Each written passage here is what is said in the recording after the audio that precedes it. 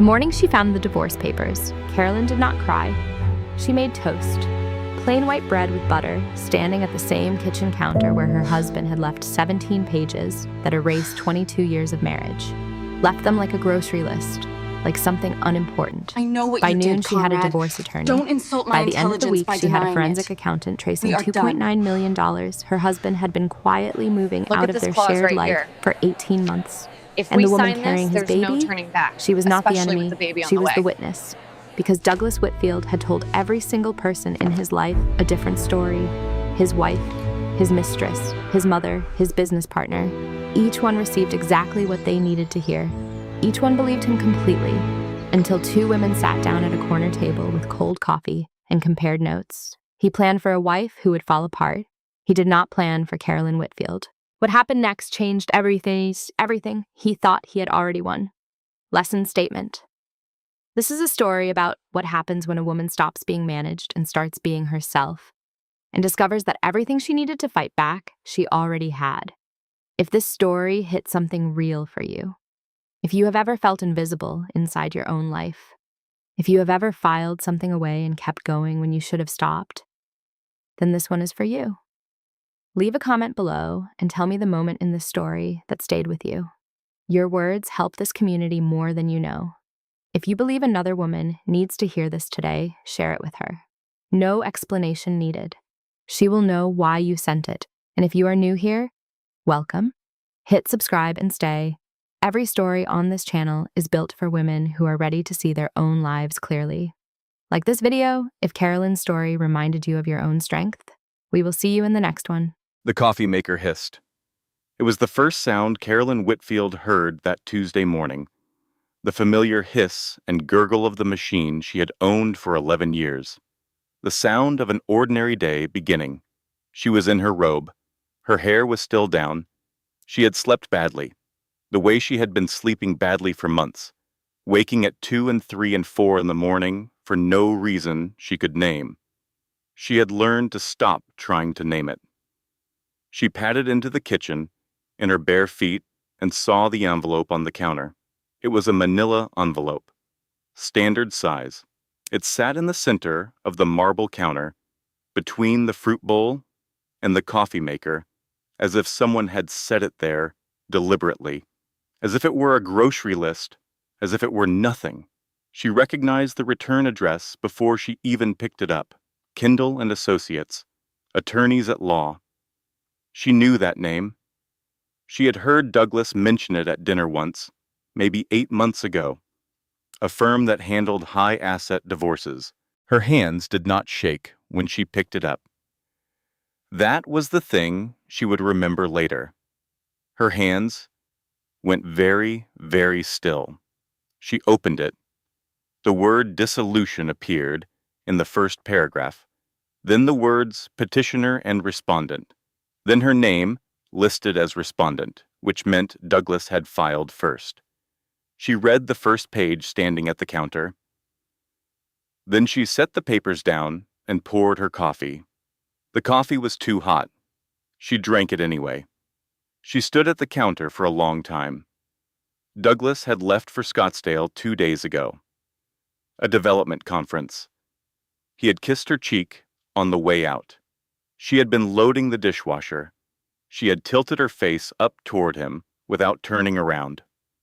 A movement so automatic after 22 years that she had not even registered it as a choice. His cologne had smelled different. She had noticed that. She had filed it away in the same cabinet where she kept all the other small things she had been filing away for 2 years. The later evenings, the phone taken to the bathroom, the way he had stopped asking about her day, the way she had stopped expecting him to ask. She picked the papers back up and read them properly this time. The division of assets was surgical. The lake house in Wisconsin, his transferred to an LLC called Whitfield Brennan Development 14 months ago. The investment accounts, restructured into holding vehicles she had never heard of. The family home where they had raised Seth, where she was standing right now, she could remain temporarily, pending final resolution. 22 years of marriage, 17 pages, approximately nothing left for her. She called Douglas. It rang 4 times and went to voicemail. His voice on the recording was pleasant and professional and completely familiar, and she felt, listening to it, like she was hearing a stranger's voice coming out of a familiar face. She did not leave a message. She called Seth. He did not answer either. She stood holding the phone and looked at the oak trees in the backyard through the kitchen window. She had planted those trees 7 years ago. They were tall now. Then her phone rang. A number she did not recognize. Area code 312, Chicago. She answered it out of pure reflex. The voice on the other end was young, careful, slightly breathless, the way a person sounds when they have rehearsed something and are still afraid of saying it. Mrs. Whitfield? My name is Tara Brennan. I think we need to talk.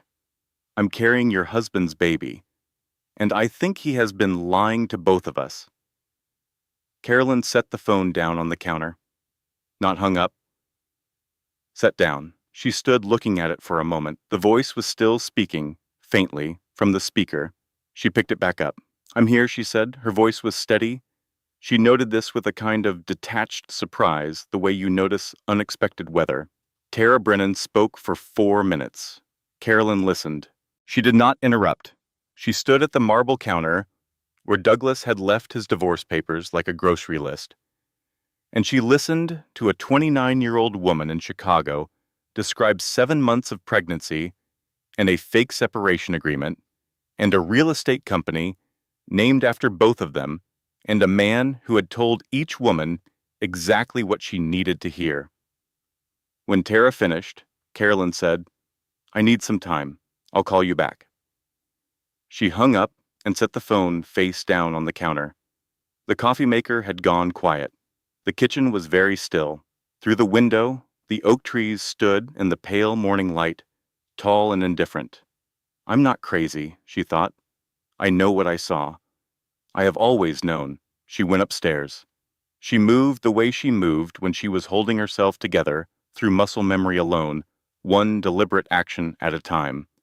Shower, moisturizer, the navy blazer she wore when she needed to feel capable, earrings, the small pearl ones, practical and quiet, shoes with a low heel. She came back downstairs and stood in front of the hall mirror. She was 47 years old. She had given up her position as marketing director at a mid-sized firm when she was 38 to support Douglas's expansion into commercial real estate. She had decided it made sense. Someone had to manage the household, the dinner parties, the school calendars, the social obligations that built the Whitfield name in this city. She had been good at it. She had been very good at all of it.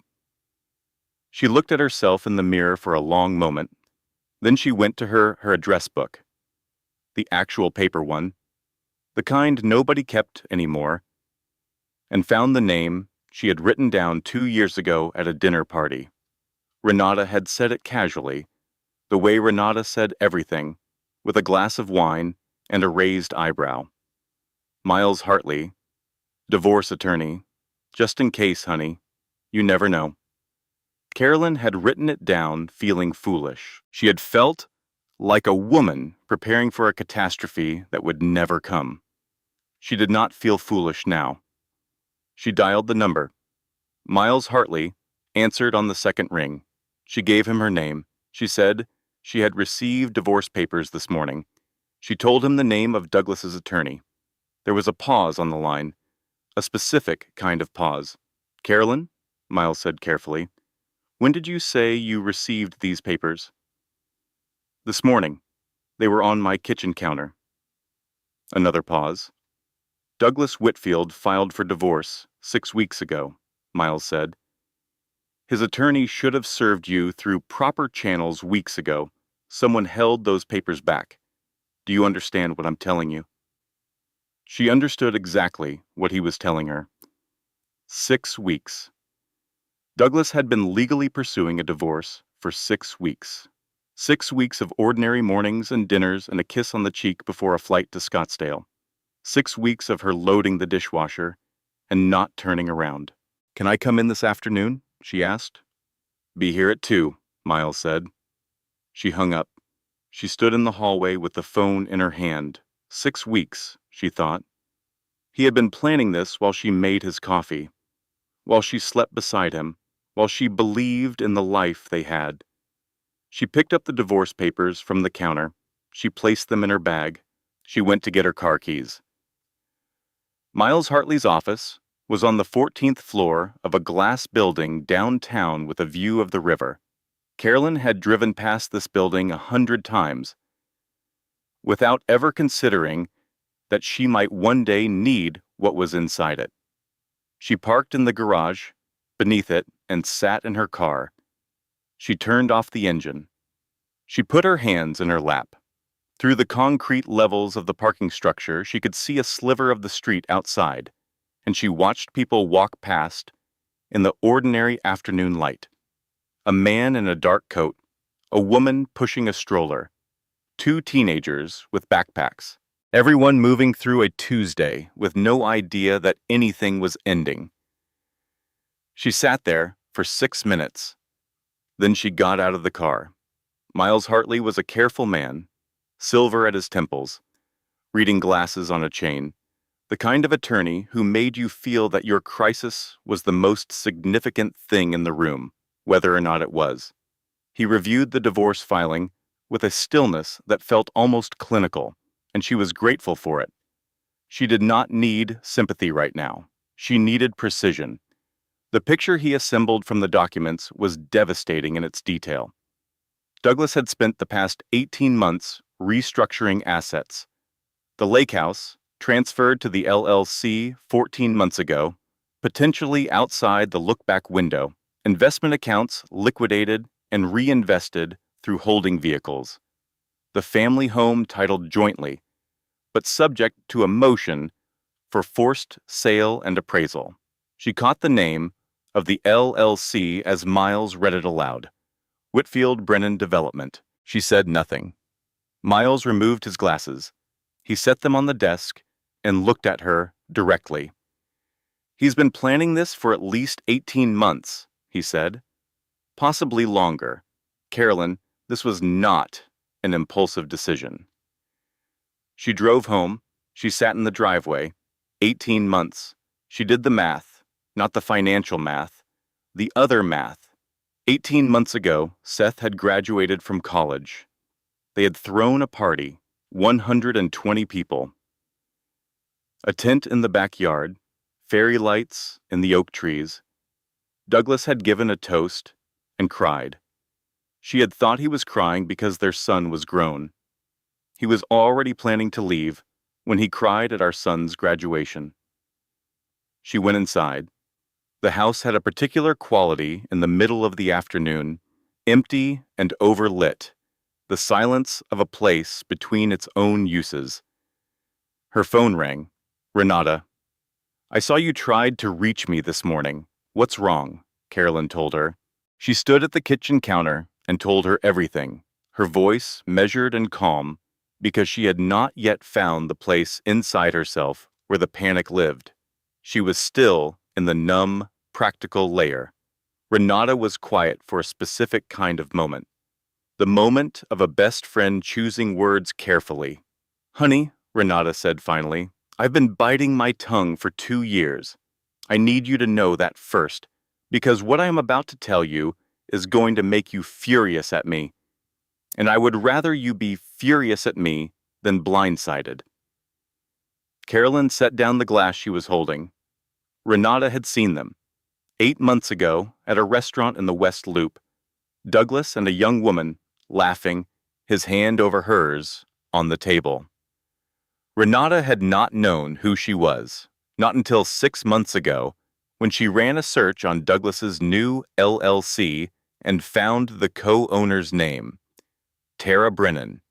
She had been deciding every day since whether to tell Carolyn. "I thought you'd leave on your own terms," Renata said. "I thought I was protecting you from having it explode before you were ready. I was wrong. I'm sorry." "How pregnant is she?" Carolyn asked. The pause was answer enough. 7 months, Carolyn. 7 months. Douglas had been living in this house when Tara became pregnant. He had been sleeping in their bed. He had been kissing her cheek before early morning flights. I deserved better than this. I have always deserved better than this. She hung up with Renata and went upstairs. She sat on the edge of the bed, their bed, the one he would try to make her sell. She picked up his pillow. It still smelled like his new cologne, the one that smelled different. She placed it face down on his side of the bed. Then she went to her desk and took out a legal pad. She began writing down everything she could remember, every account number she had ever seen, every property, every business dinner she had organized, every conference she had attended beside him and smiled through and made conversation at and made possible. 22 years of invisible labor. She began to make it visible. At some point she stopped and realized she was hungry. She went down to the kitchen and made toast, plain white bread with butter. She stood at the counter and ate it looking out at the backyard. The oak trees were still. A bird moved through the upper branches and disappeared. The toast was ordinary and warm and real. She made a second piece. When she went back upstairs to keep writing, she opened Douglas's nightstand drawer. She was not looking for anything specific. She was inventorying. She found a phone charger, a sleep mask, a book he had never finished, and a key, small and silver, the kind that opened a padlock or a storage unit. The label was worn away. She set it on the nightstand and looked at it. Then she wrote it down on the legal pad. Key, unknown. Origin, unknown. Destination, unknown. She kept writing. 3 weeks earlier, she and Douglas at the lake house on a Friday evening. He had made pasta from scratch, the way he did on special occasions, flour on the counter and the good olive oil. They had eaten on the dock as the sun went down over the water. He had refilled her wineglass without being asked. He had said, looking out at the lake, "We built something real, you and me." She had leaned her head against his shoulder. She had felt grateful. He was already gone. Back in the present, Carolyn moved through her house the way an investigator moves through a scene. She was not looking for anything. She was looking at everything differently. The framed photos on the staircase wall seemed like evidence now rather than decoration. Their first Christmas in this house, both of them young and tired from moving boxes. Seth at age 7 with his front teeth missing, holding a fish he had caught, and immediately made Douglas throw back. The Tuscany trip for their 15th anniversary. She and Douglas on a hillside at sunset. Both squinting against the light, both smiling. She put her finger on the glass of the Tuscany photo. They had fought on that trip. She could not remember now what it had been about. What she remembered was the apology. The way she had said, "I'm sorry," in a restaurant outside Siena, over bread and wine. The way she always arrived at the apology first. I always apologized first. She opened her laptop and searched for Whitfield Brennan Development, LLC. It had filed incorporation documents in the state of Illinois 11 months ago. Registered agent, Douglas A. Whitfield. Co-owner, Tara M. Brennan. Her husband had built a company with his mistress. While she was here, while she made toast and reorganized the spice rack and drove Seth to the airport and attended Douglas's industry dinners and wore the right dress and said the right things to the right people. While she was here, she called Miles. He had already engaged a forensic accountant, a woman named Patricia who spoke in flat, declarative sentences that Carolyn found unexpectedly comforting. No softening, no hesitation, just facts, stated cleanly. Patricia had found a third property. Harbor Point, purchased 14 months ago, cash transaction, held through the LLC, valued at approximately $1.3 million. A property purchased during their marriage that Carolyn had never heard of. Douglas purchased it during a window specifically calculated to precede the LLC formation, Patricia said. Whoever structured this knew exactly what they were doing. Carolyn wrote Harbor Point on her legal pad. She underlined it twice. Miles called back 20 minutes later. The delayed service of the divorce papers was not the only anomaly. Douglas's attorney had filed a procedural motion claiming Carolyn had agreed to defer asset proceedings, as if she had consented to something, as if she had been informed. Someone misrepresented your awareness of the timeline to the court, Miles said. This may constitute fraud on the court, Carolyn. It changes the case significantly. Fraud on the court. Douglas had not just planned to take everything. He had manipulated the legal process itself to make it easier. He had used the system that was supposed to protect her as another tool against her. She drove to the park where she used to take Seth when he was small. She parked on the street that ran along the eastern edge. She watched a woman jog past pushing a stroller. Two dogs chased each other across the grass in wide, looping circles, delirious with the freedom of open space. She sat in the car for 12 minutes. She did not get out. When she got home, Seth called. His voice was 23 years old and careful, the carefulness of a young man who has been given one side of a story and is uncertain about the other. Mom, Dad said you're being difficult about the house. Seth? She kept her voice level. I love you. I am not going to speak badly about your father to you, but I need you to not ask me to be reasonable right now. Can you give me that? A silence. Then younger. Yeah. Yeah, Mom. Okay. After she hung up, she cleaned the kitchen. It was 10:45 at night.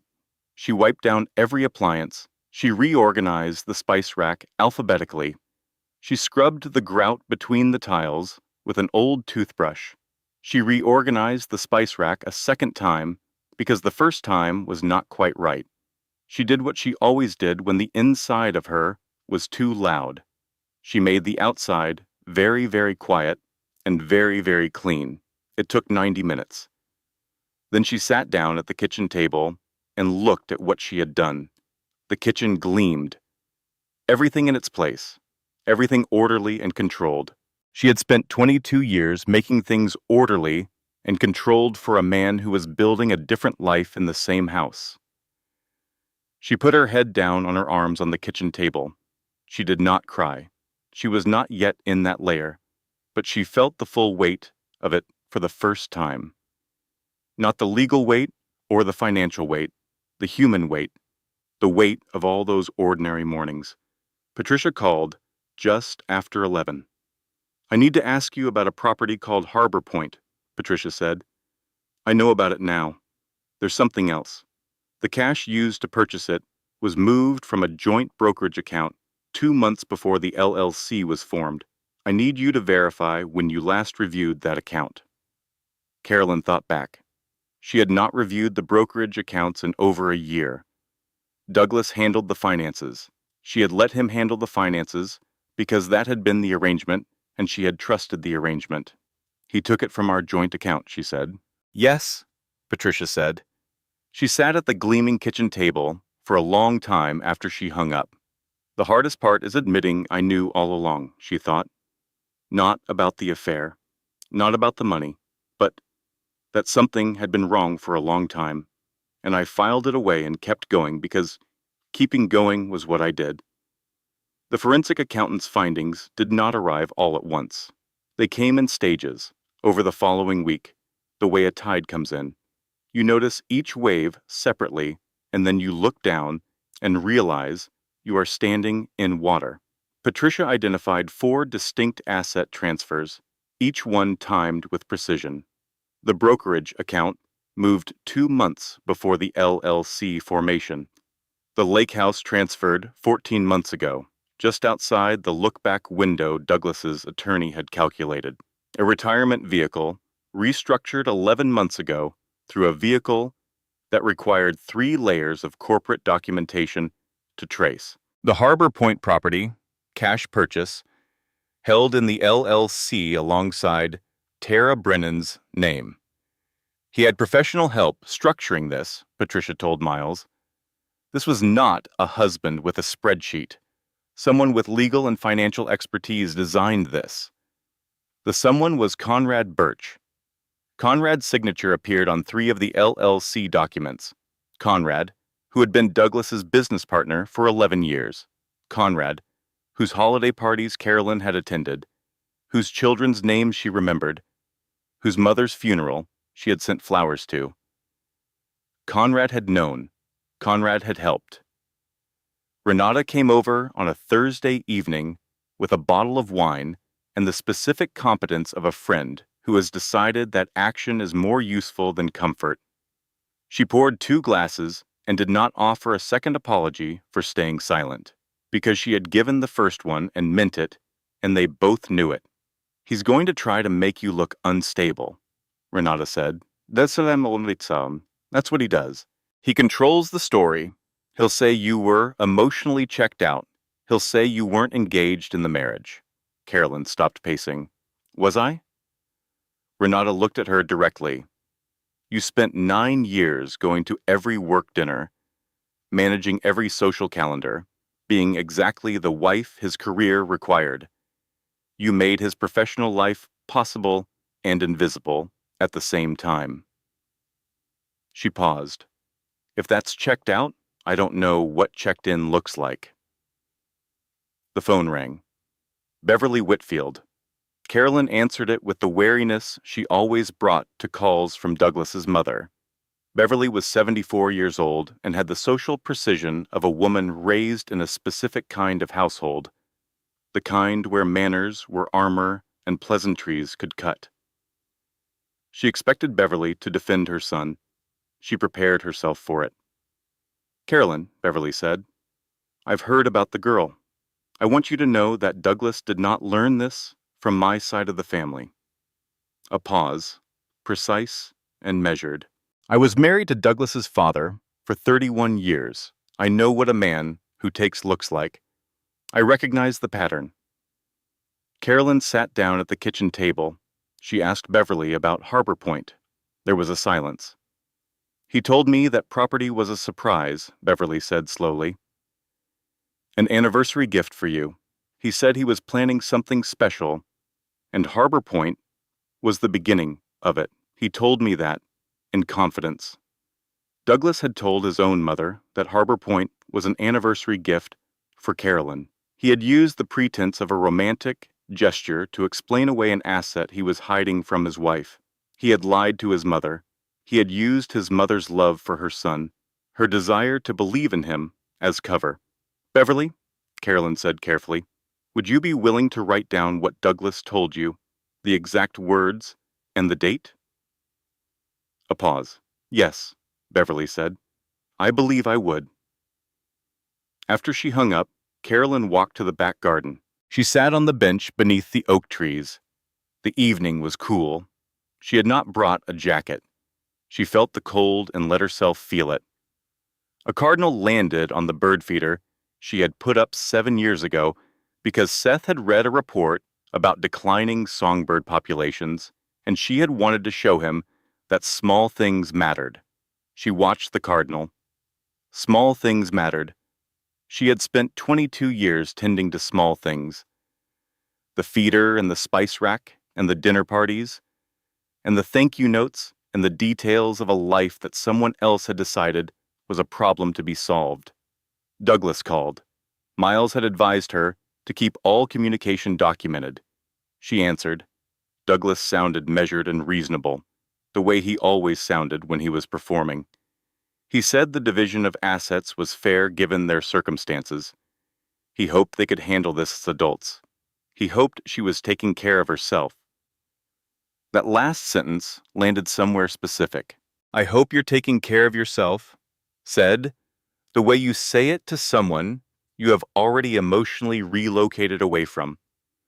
Said the way you discharge a responsibility you no longer feel. Douglas, she said, do you know, well, what fraud on the court means? A silence. The first real silence she had heard from him. "I'll have my attorney call Miles," he said, and hung up. She sat with the dead phone in her hand. He's scared, she thought.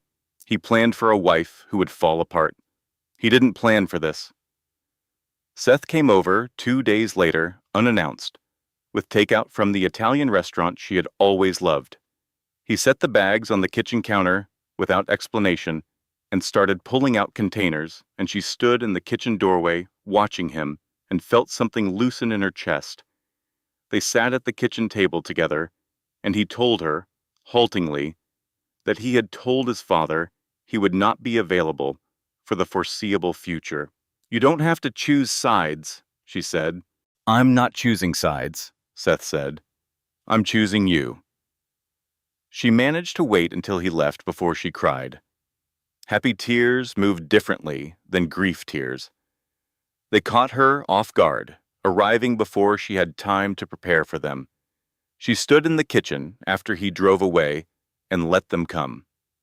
"He's 23 years old, and he chose me," she thought. Something went right. Something in all of this went right. The anger did not arrive like a wave.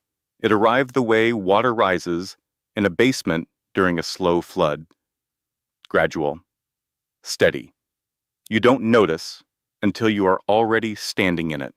Carolyn had been managing her responses for 4 weeks with the precision of a woman who understood that falling apart was a luxury she could not afford right now.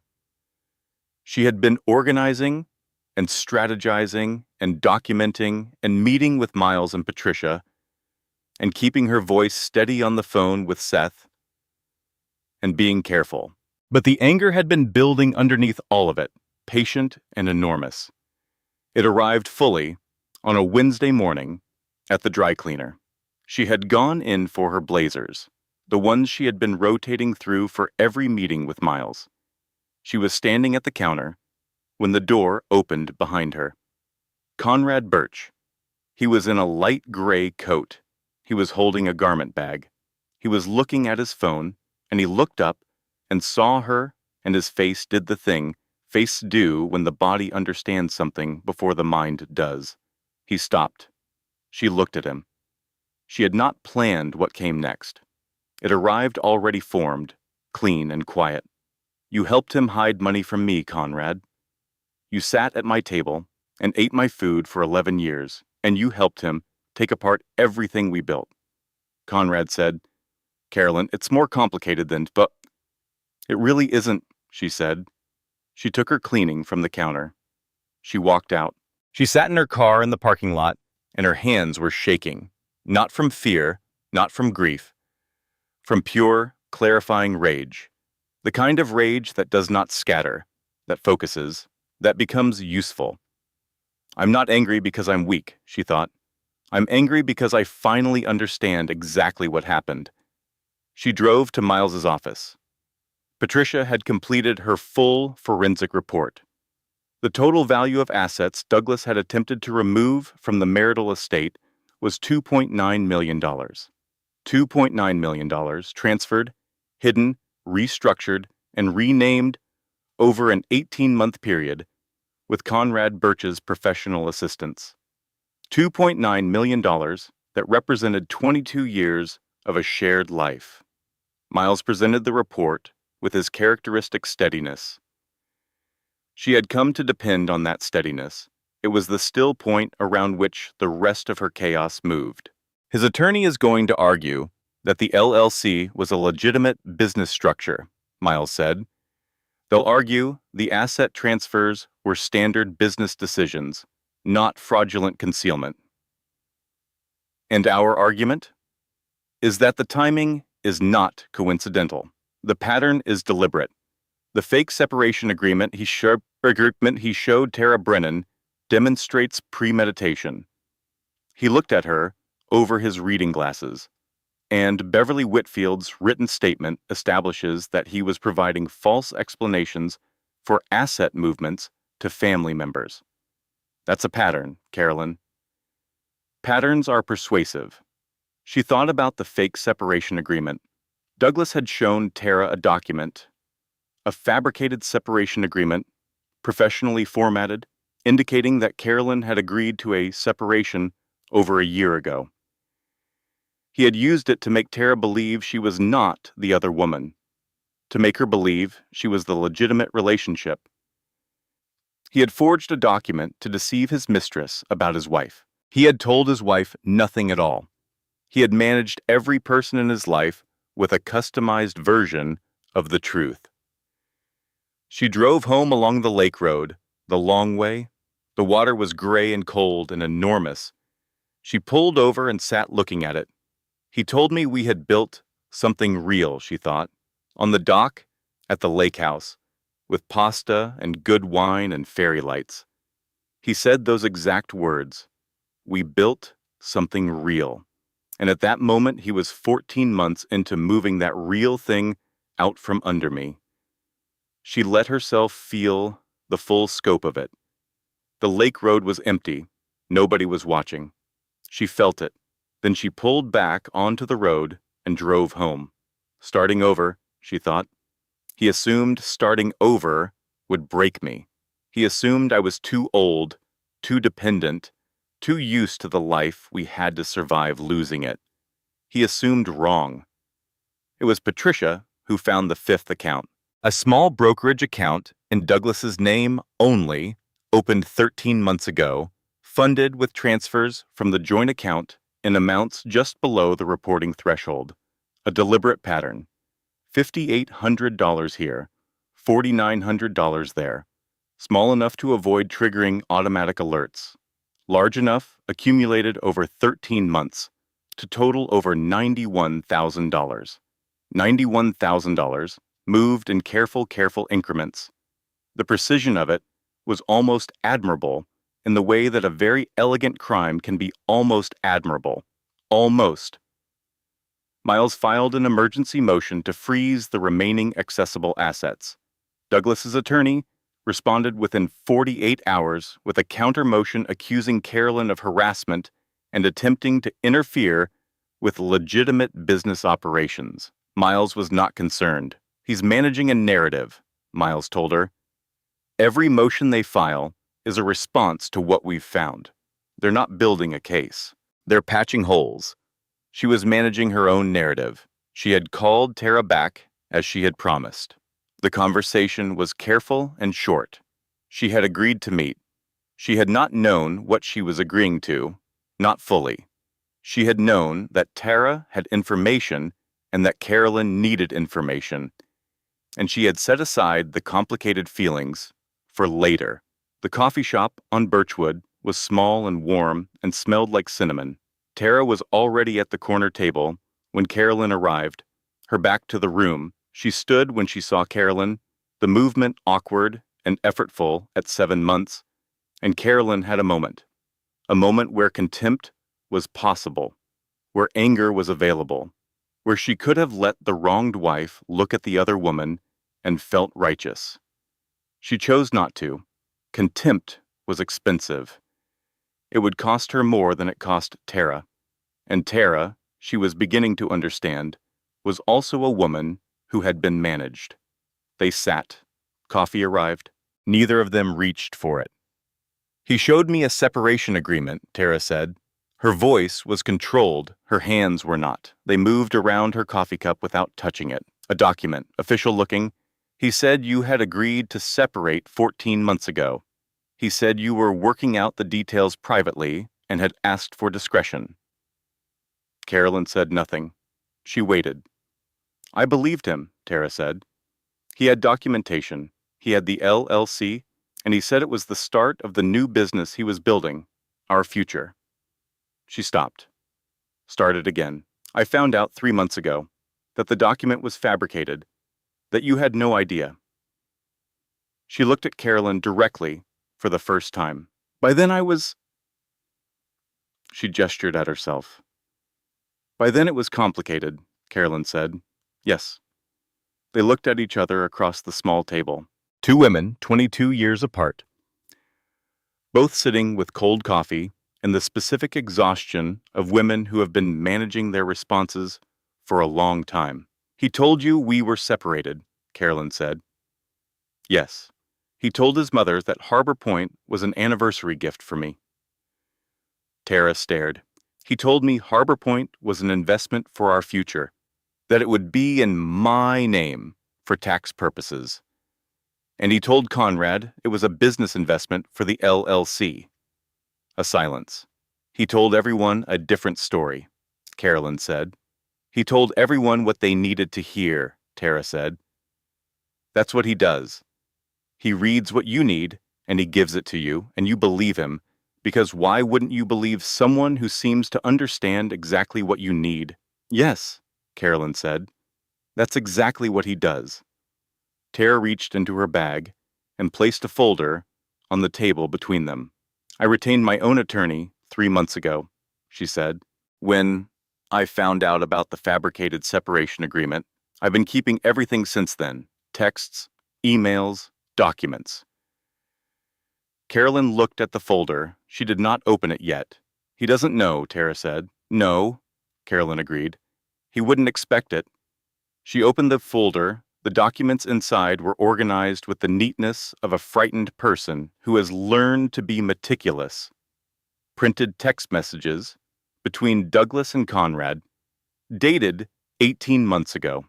An email chain discussing the LLC timeline. And one document that made the room very quiet. A text thread between Douglas and Conrad, 18 months ago, 6 months before Seth's graduation party, where Douglas had cried. The subject of the thread was, in Douglas's own words, the Carolyn problem. The Carolyn problem. Her marriage, her home, the life she had given 22 years to. Reduced, in a text between her husband and his business partner, to a problem to be optimized around. She read the thread twice. Then she closed the folder. Thank you, she said. She meant it entirely. She left the coffee shop and walked 3 blocks before she stopped on a bench outside a small bookshop. She sat in the cold air and breathed. She was not devastated.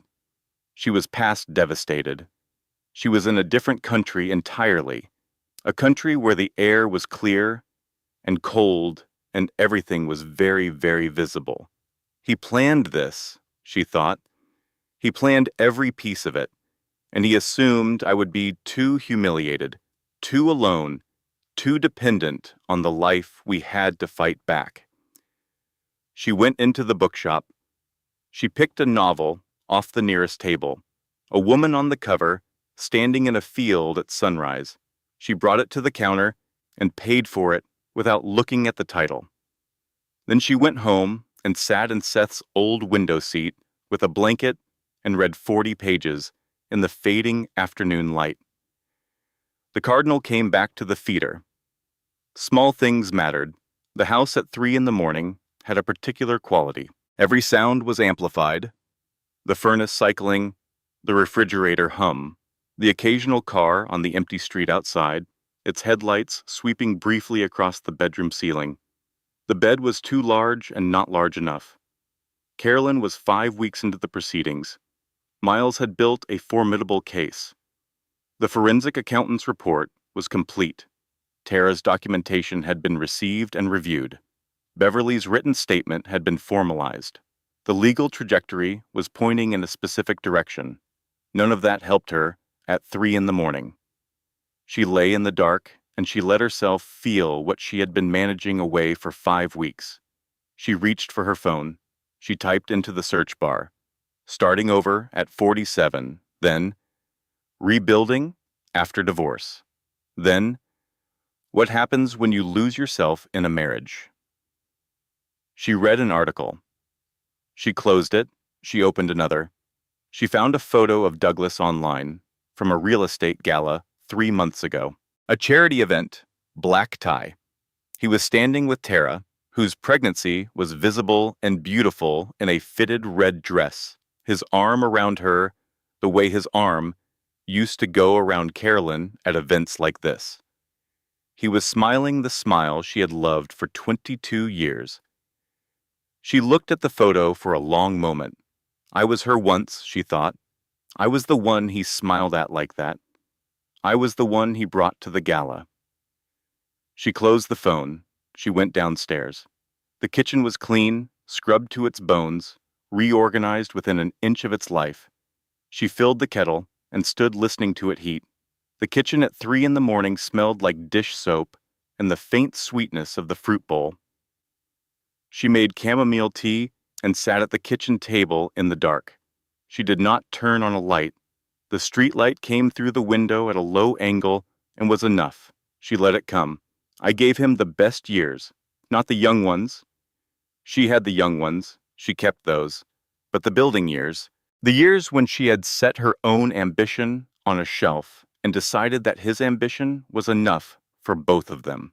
The years of dinner parties and strategy sessions and standing beside him in rooms full of important people, making everyone feel welcome, making him look good, making the whole enterprise of being Douglas Whitfield feel effortless. He had been building a different life in those same years. He had been measuring and planning and transferring and calculating while she reorganized his spice rack and drove his son to the airport and attended his industry dinners. She cried. Not the controlled kind, not the kind that stays within its own edges. The ugly kind. The kind you hide from everyone, including yourself. The kind that involves your whole body and sounds like something breaking. She let it go on until it was done. Then she sat in the quiet with the empty mug. I'm still here, she thought. I'm still here. She washed her face at the kitchen sink. The water was cold and real. She looked at her reflection in the dark window above the sink, the dark outline of herself against the darker kitchen. Still here. She went upstairs and did not go back to bed immediately. She sat in the window seat in Seth's old room, the one with the view of the street, with a blanket around her shoulders. She watched the street for a long time. A car went by at 3:40. She watched its taillights until they disappeared. She was thinking about the storage key. She had given it to Patricia 2 weeks ago. Patricia had been running a search on storage units in Douglas's name within a 50-mile radius. So far, nothing. But the key was specific enough, an older padlock style, that it would eventually resolve. Her phone buzzed, a text, from the number she had saved as Tara B. I know it's late. I'm sorry, I couldn't sleep. I need to tell you something about the Harbor Point house that I didn't mention in the folder. Can we meet tomorrow? Carolyn looked at the text for a long time. Starting over, she thought. Rebuilding after divorce. She had searched those phrases at 3 in the morning from the bed she had shared with a man who had been planning her removal for 18 months. But she was the one still awake at 3:40 in the morning, building her case document by document. He had assumed she would fall apart. He had miscalculated the specific woman he had married. She typed back, tomorrow, 10 a.m., coffee place on Birchwood. She put the phone down. She looked out at the empty street and thought, not for the first time, the person he expected me to be is not the person I actually am. She had spent a great deal of her marriage becoming smaller, quieter, more accommodating. She had done it gradually and with good intentions, and she had not noticed how much of herself she had set on that shelf beside her old ambition. She was starting to remember what was on it. She went back to her own bedroom and got into the bed that was too large, and this time, finally, she slept. The morning was cold and gray and smelled like rain that had not arrived yet. Carolyn drove to Birchwood with Miles's voice in her head. Keep all interactions with Tara Brennan documented. She is a witness, not an ally. Treat the relationship accordingly. She understood the legal caution. She also understood that 2 women had been managed by the same man using the same tools, and that the legal framework did not have a precise category for what that made them to each other. Tara was at the corner table again. Same posture, same back-to-the-room positioning, She looked tired in the specific way of late pregnancy, as if her body were using up all available resources and leaving the remainder for everything else. She was carrying a second folder. They ordered coffee. Carolyn looked at the folder and waited. Harbor Point, Tara said. I didn't put this in the original folder because I wasn't sure it was relevant. My attorney said I should give it to you. She pushed the folder across the table. Inside was a printed email chain. Douglas to a contractor, dated 10 months ago, discussing renovation specifications for the Harbor Point property. Master bedroom dimensions, a nursery. Douglas had designed a nursery at Harbor Point 10 months ago. 10 months ago, Carolyn had been living in the family home. 10 months ago, she had no knowledge of Harbor Point, no knowledge of Tara, no knowledge that her marriage had already been formally dissolved in her husband's mind, if not yet, on paper. 10 months ago, Douglas had been planning a nursery for a child in a house his wife did not know existed. He told me it was a surprise for you, Carolyn said slowly. The whole property. I know. Beverly told your attorney. Tara looked at her hands. He told me it was going to be our home. After everything was settled, after the divorce was... She stopped. After you had been informed. That's how he put it. After you had been informed, as if you'd already agreed, as if it were done. Carolyn sat with this for a moment. After you had been informed, as if she were a party to be notified rather than a person to be reckoned with. My attorney reviewed the LLC documents, Tara said. The way Harbor Point is structured, it's in my name as co-owner of the LLC. But the LLC has provisions that give Douglas controlling interest over all decisions. I can't sell it. I can't access the equity. I can't do anything with it without his approval. She paused. He gave me a house I can't use. He tied my financial security to his cooperation. I didn't understand that when I signed. There it was. Douglas had not given Tara security. He had given her the appearance of security, structured to ensure she remained dependent on him. Tara was pregnant with his child, living in her sister's apartment in Chicago, because the house in her name was locked behind LLC provisions she had not fully understood when she signed them. He had managed Tara the same way he had managed Carolyn, with exactly what each woman needed to hear, exactly enough to secure compliance. Not one drop more. He told everyone what they needed to hear.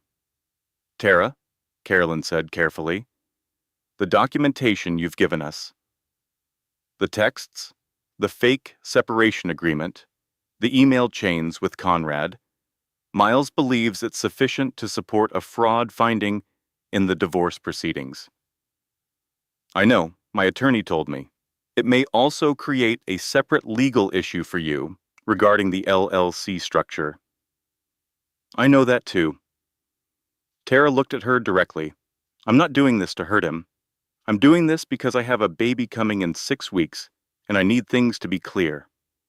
I need to know what my situation actually is. I'm done being managed. The word landed with a specific weight. I'm done being managed. Yes, Carolyn said. I understand that exactly. They finished their coffee. They were not friends. The situation did not have a clean word for what they were. Two women at a corner table, both clear-eyed, both done. Carolyn drove home and called Miles and told him about the nursery email chain. She could hear him writing as she talked. This establishes premeditation at a specific timeline, he said. 10 months ago, he was designing a nursery. 14 months ago, he transferred the lake house. 18 months ago, he was texting Conrad about the Carolyn problem. The pattern is documented, timed, and deliberate. He's going to say it was all legitimate business decisions. He's going to say a lot of things, Miles said. He's going to be on record saying them. After she hung up, she went upstairs. She opened her closet. She had reorganized it at the 2 in the morning 6 weeks ago. It was orderly now, blazers in one section, everything clean and categorized, the closet of a woman who was holding herself together through external order. She looked at the clothes with different eyes. At the back, pushed to the side, was a red dress. She had bought it 3 years ago for a gala, not Douglas's kind of gala, a friend's charity event, festive and loud and joyful. Douglas had said it was too much. She had worn the navy dress instead. She had folded the red dress and hung it at the back of the closet and had not thought about it again. She took it off the hanger. She held it for a moment. Then she put it on. She stood in front of the mirror. The woman looking back at her was 47 years old and had been through 5 weeks of the hardest thing she had ever done and looked, she thought, surprisingly like herself. There you are, she thought. I wondered where you went. She stood there for a long time. Then she took the dress off, hung it on the outside of the closet door where she could see it, and went downstairs to call Miles about the preliminary hearing date. The preliminary hearing was on a Tuesday in November. Carolyn wore the navy blazer and the pearl earrings her mother had left her. She wore them rarely, saving them for days that deserved them. This day deserved them. She arrived at the courthouse at 8:50 in the morning. Miles was already there, organized and calm in the way of someone who has spent decades walking into rooms where other people's lives are being adjudicated. He reviewed their positions with her for 15 minutes in a conference room that smelled like carpet cleaner and recycled air. She was ready. Douglas was in the hallway when she came out.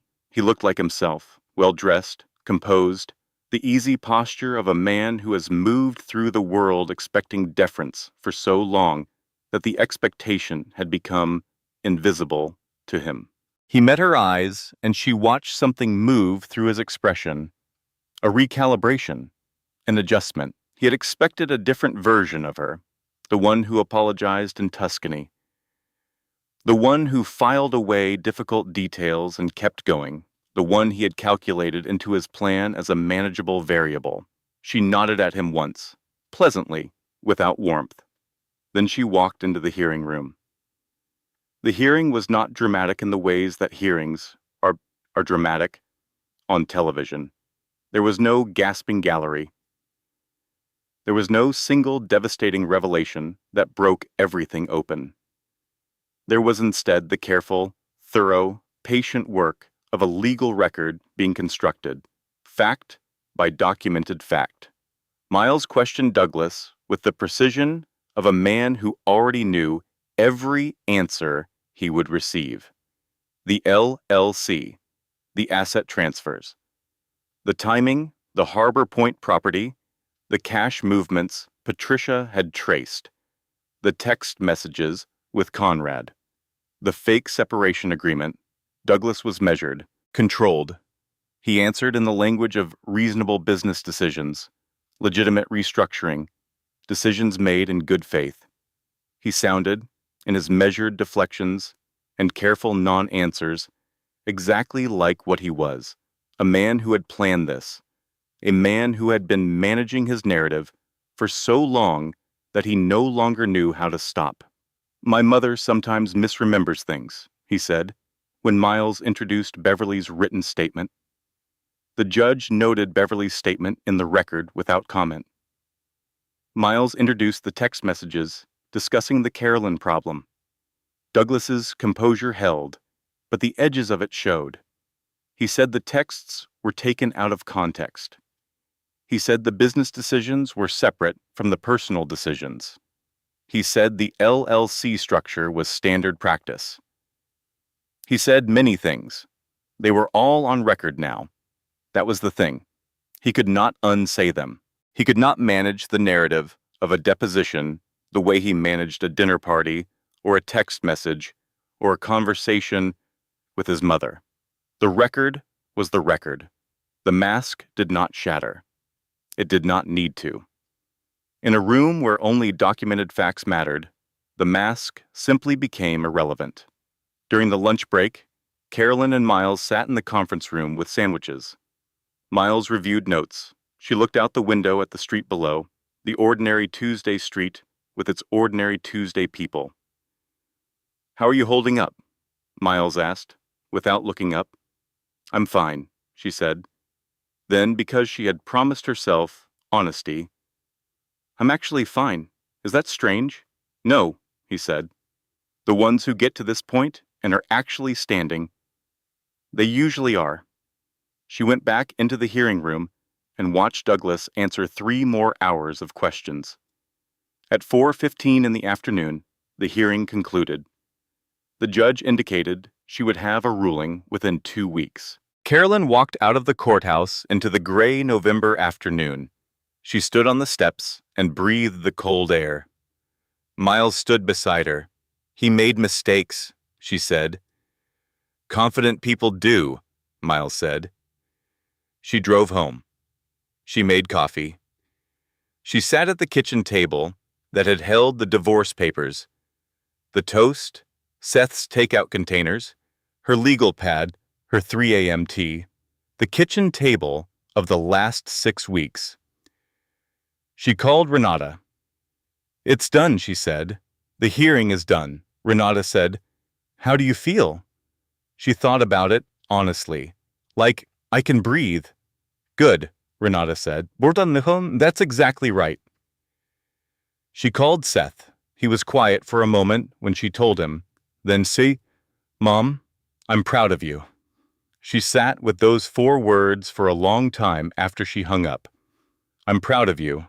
Her son, 23 years old, saying words she had not known she needed to hear. "This is what I look like when I stop being afraid," she thought.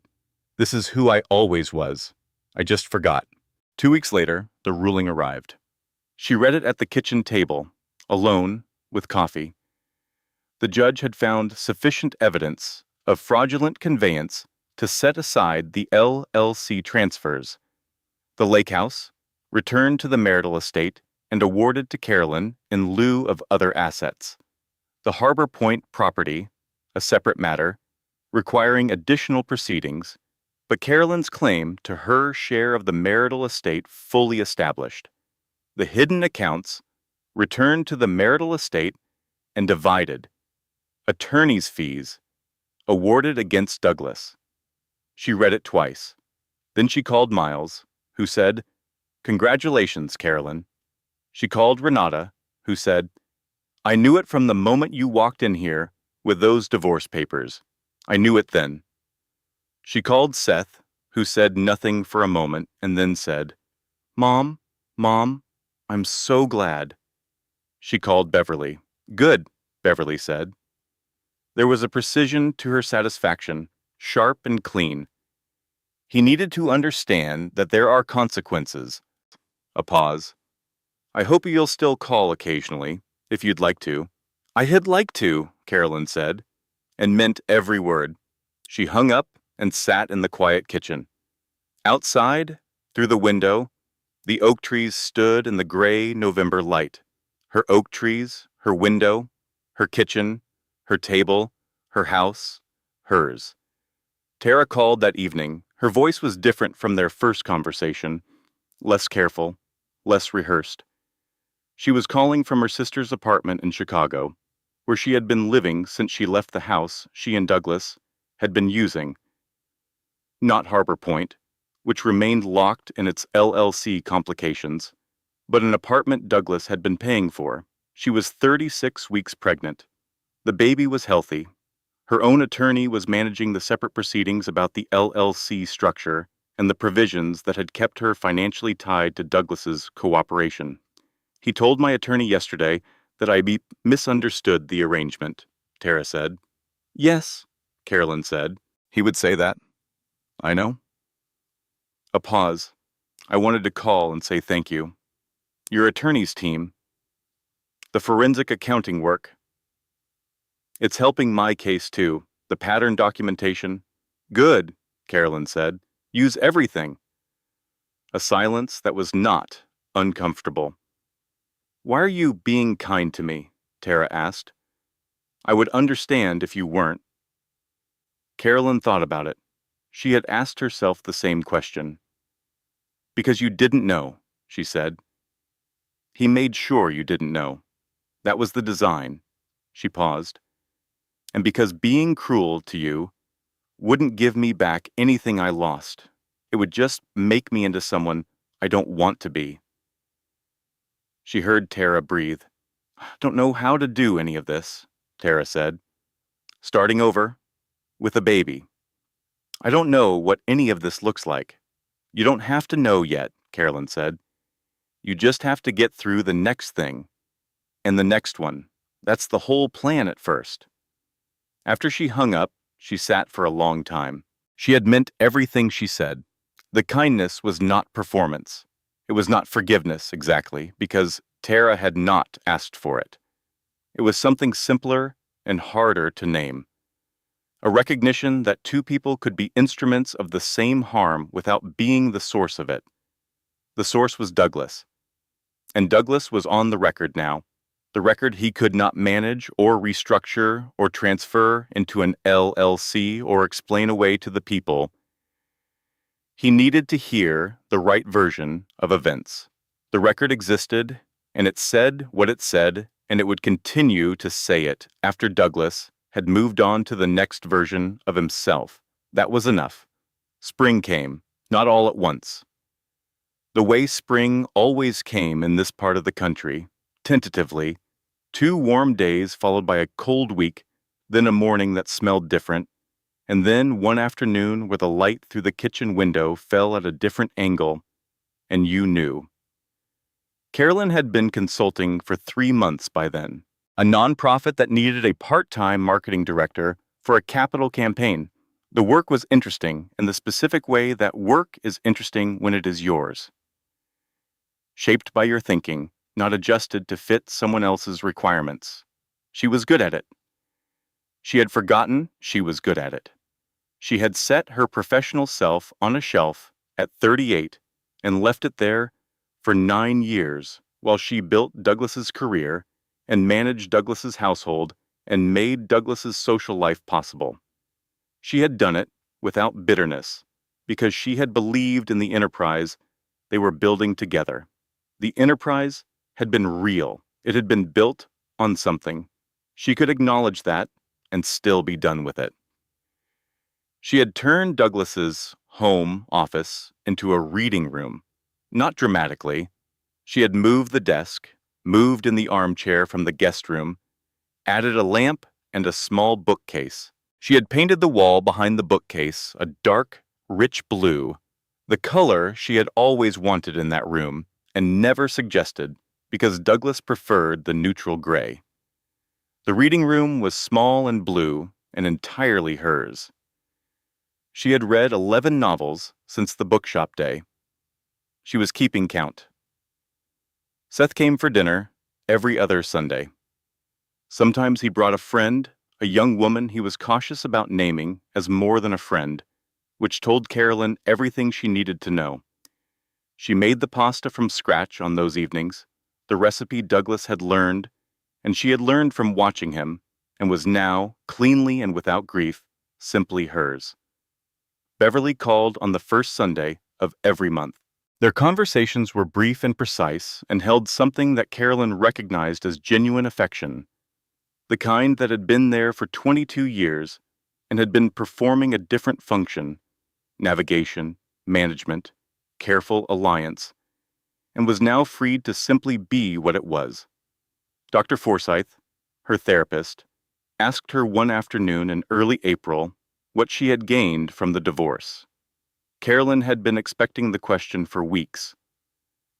The actual knowledge of my own life, she said. Not the story I'd been told, not the story I'd agreed to, the real thing. Dr. Forsythe wrote something down. What does that feel like? Carolyn thought about the storage key, which Patricia had eventually traced to a unit in a suburb 40 minutes west, which had contained additional financial documents that had further supported their case. She thought about the red dress, which she had worn to Renata's birthday dinner in February, and which had prompted 3 separate compliments and 1 question about whether she had done something different with her hair. She thought about the cardinal on the feeder and the novel she had picked up blind, and the 40 pages she had read in the fading afternoon light on the worst day of the past year. "It feels like being awake," she said. On an evening in late April, she was in the garden. The oak trees had their new leaves, pale and bright, the particular green of very early spring before it deepens. The bird feeder was full. The cardinal was there, or a cardinal. She had never been able to tell if it was the same one. She had her novel, and a glass of wine, and the blue hour was settling over the garden, and she was very, very still. She thought about what she knew now that she had not known a year ago. She knew that she was capable of more than she had allowed herself to become. She knew that the life she had managed so carefully and skillfully for 22 years was, in part, a life she had agreed to live inside a smaller space than she needed. She had agreed to it gradually, in small adjustments, with good intentions, because she loved someone and because she believed in what they were building. She had been loyal to something that had already left. The prison door had been unlocked the whole time, she thought. I just couldn't see it from inside. I was my own warden, not because I was weak, because I was loyal to something that had already gone. And loyalty to a ghost isn't virtue, it's just haunting. I'm done being haunted. She sat with that for a long moment. The garden was quiet. The light moved slowly through the oak trees. A bird she didn't recognize moved through the upper branches and was gone. She went inside. The kitchen was warm. The coffee maker was clean and waiting on the counter. She had bought a new one, smaller, the kind that made one perfect cup at a time, because there was only one of her now, and that was fine. She made herself a cup. She stood at the kitchen window and drank it while it was hot. Through the window, the oak trees held their new leaves in the evening light. Her trees, her garden, her window, her cup of coffee. Hot. Exactly right. Her phone buzzed on the counter. "Renata. Dinner Saturday? I want you to meet someone. She's just gotten through a divorce, and I think you two would be good for each other." Carolyn smiled. She typed back, "Saturday's perfect. What should I bring?"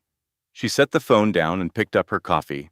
She looked out at the oak trees in the evening light, and she felt something she was learning to recognize. Not happiness, not yet, not up all the way. Happiness was still being rebuilt, piece by piece, in the reading room, with the blue wall and the consulting work and the Sunday pasta dinners and the 11 novels and the red dress. But the architecture of it, the frame, the foundation. There's so much still ahead, she thought. There is so much time still. She sipped her coffee and watched the last of the light move through the oak trees. The coffee was warm and real. She drank every drop. Closing disclaimer.